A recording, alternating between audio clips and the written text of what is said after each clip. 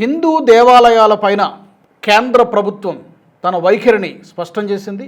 నిజానికి ఇది ఎప్పటి నుంచో కొన్ని దశాబ్దాలుగా వినిపిస్తున్నటువంటి డిమాండ్ ఏంటది అంటే హిందూ దేవాలయాలకు స్వయం ప్రతిపత్తి ఉండాలి, హిందూ దేవాలయాలపైన ప్రభుత్వాల అజమాయిషీ ఉండకూడదు, దేవుడి యొక్క నిధులు లేదా దేవస్థానం యొక్క భూములు దేవుడికే చెందాలి తప్పితే అవి ఇతర అవసరాల కోసం ఉపయోగించడానికి వీల్లేదు.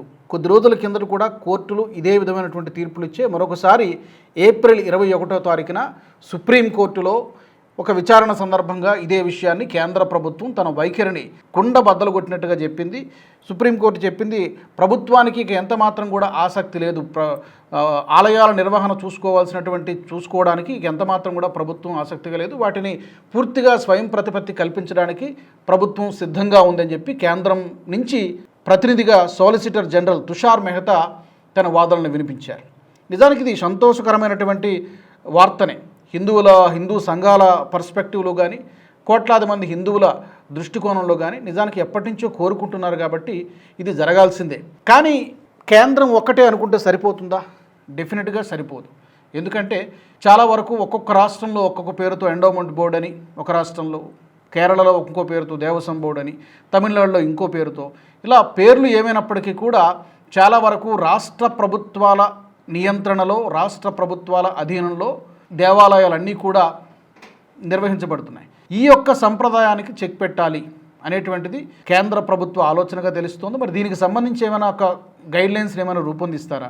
దేశవ్యాప్తంగా దీన్ని అమలు చేయడానికి ఉన్నటువంటి సాధ్యాసాధ్యాలు ఏంటి, అవరోధాలు ఏంటి, అడ్డంకులు ఏంటి, రాష్ట్ర ప్రభుత్వాలు ఎంతవరకు సహకారం అందిస్తాయి, ఇవన్నీ కూడా ఆలోచించాల్సినటువంటి విషయాలు. మొత్తానికైతే కోర్టు ముందు కేంద్ర ప్రభుత్వం అయితే మా పరిధిలో ఉన్నంత వరకు మేము ఈ స్వయం ప్రతిపత్తి కల్పించడానికి సహాయం చేస్తామని చెప్పడం జరిగింది. నిజానికి అటు టీటీడీ కానీ లేకపోతే విజయవాడ కానీ దేశవ్యాప్తంగా ఉన్నటువంటి వేల సంఖ్యలో ఉన్నటువంటి హిందూ ఆలయాలపైన రాష్ట్ర ప్రభుత్వాల నియంత్రణ చాలా స్పష్టంగా కనబడుతోంది. నిజానికి ఆదాయం లేనటువంటి దేవాలయాల్ని ఏ రాష్ట్ర ప్రభుత్వం కూడా పెద్దగా పట్టించుకున్నటువంటి పాపాన పోలేదు. ఎక్కడైతే డబ్బులు ఉన్నాయో బెల్లం చుట్టూ ఈగలు చేరినట్టుగా, ఎక్కడైతే కోట్ల రూపాయల విరాళాల రూపంలో వివిధ రూపాల్లో ఆదాయం వస్తుందో అక్కడ భక్తులు ఇచ్చేటువంటి ఆ కానుకల్ని కానీ, డబ్బుల్ని కానీ, బంగారాన్ని కానీ వీటిని ప్రభుత్వం మరొక ఇతర అవసరాలకు ఉపయోగిస్తూ ఉండడాన్ని కోర్టులు కూడా అభ్యంతరం వ్యక్తం చేసినటువంటి పరిస్థితి. ఎందుకంటే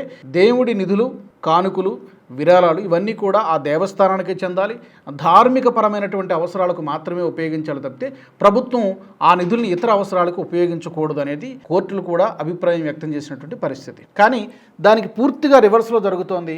అటు కేరళలో ఉన్నటువంటి ట్రావెన్కోర్ కానివ్వండి, లేకపోతే ఇటు తమిళనాడులో ఉన్నటువంటి గుడులు, గోపురాలు, ఆలయాలు దేశంలో ఇంకెక్కడా ఉండవు. విచిత్రమైనటువంటి పరిస్థితి ఏంటంటే అక్కడ ఉన్నటువంటి ప్రభుత్వాలు హిందూ వ్యతిరేక ప్రభుత్వాలు, హిందువులకు భక్తులకు ఎలాంటి సౌకర్యాలు కల్పించవు, కానీ ఆ ఆలయాల ద్వారా వచ్చేటువంటి ఆదాయం మాత్రం ఆ ప్రభుత్వాలకు కావాలి.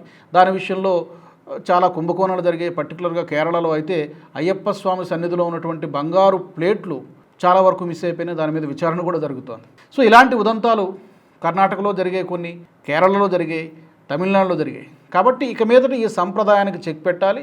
దేవుడు సొమ్ము దేవస్థానానికి చెందాలి. అలాగే వేల ఎకరాల, ఇంకా చెప్పాలంటే లక్షల ఎకరాల దేవస్థానం భూములు అటు సింహాచలం కానీ ఎక్కడెక్కడైతే దేశవ్యాప్తంగా ఉన్నాయో అన్యాక్రాంతం అయిపోయినాయి, ప్రైవేటు వ్యక్తుల చేతుల్లోకి వెళ్ళిపోయాయి. ఇప్పటికైనా కూడా కళ్ళు తెరవాలి, స్వయం ప్రతిపత్తి కల్పించాలి. ప్రభుత్వం కేవలం ఒక మానిటరింగ్ బాడీ లాగే ఉండాలి తప్ప అజమాయిషీ చలాయించకూడదు, ఆ బాడీస్ వదిలేయాలి అనేటువంటి డిమాండ్లు ఎప్పటి నుంచో వినిపిస్తున్నాయి. పర్టికులర్గా ఈ ఆచార వ్యవహారాల్లో కానీ, పూజా విధానాల్లో కానీ ఇలాంటి ధార్మికపరమైనటువంటి అంశాల్లో ప్రభుత్వం జోక్యం తగదు, కేవలం ఒక పర్యవేక్షణ మాత్రం ఉంటే సరిపోతుందనేటువంటి డిమాండ్లు వినిపిస్తున్నాయి. మరి దీనికి సంబంధించి రాష్ట్ర ప్రభుత్వాలు ఏ మేరకు సహకారం అందిస్తాయి? డెఫినెట్గా వాళ్ళకు వచ్చేటువంటి ఆదాయం తగ్గిపోతుంది, ఆ నిధుల్ని వేరే అవసరాలకు ఉపయోగించడం కుదరదు. కాబట్టి డెఫినెట్గా ఏదో ఒక రూపంలో వ్యతిరేకించేటువంటి అవకాశం ఉంటుంది. ఫర్ ఎగ్జాంపుల్ ఒక చిన్న ఉదాహరణ చెప్పి వీడియో ముగిస్తాను నేను. ఇక్కడ తెలంగాణలో రేవంత్ రెడ్డి సర్కార్ వచ్చిన తర్వాత 2023 ఆ ప్రాంతంలో తబ్లిగీ జమాత్ అనేటువంటి ఒక సంస్థకు సుమారు 2 కోట్ల రూపాయల నిధుల్ని ప్రభుత్వం ఒక జీవో ఇచ్చి మరి గ్రాంట్ చేయడం జరిగింది. మరి ఎందుకు? తబ్లిగీ జమాత్ అనేటువంటి సంస్థకి చాలా బ్యాడ్ రెప్యుటేషన్ ఉంది.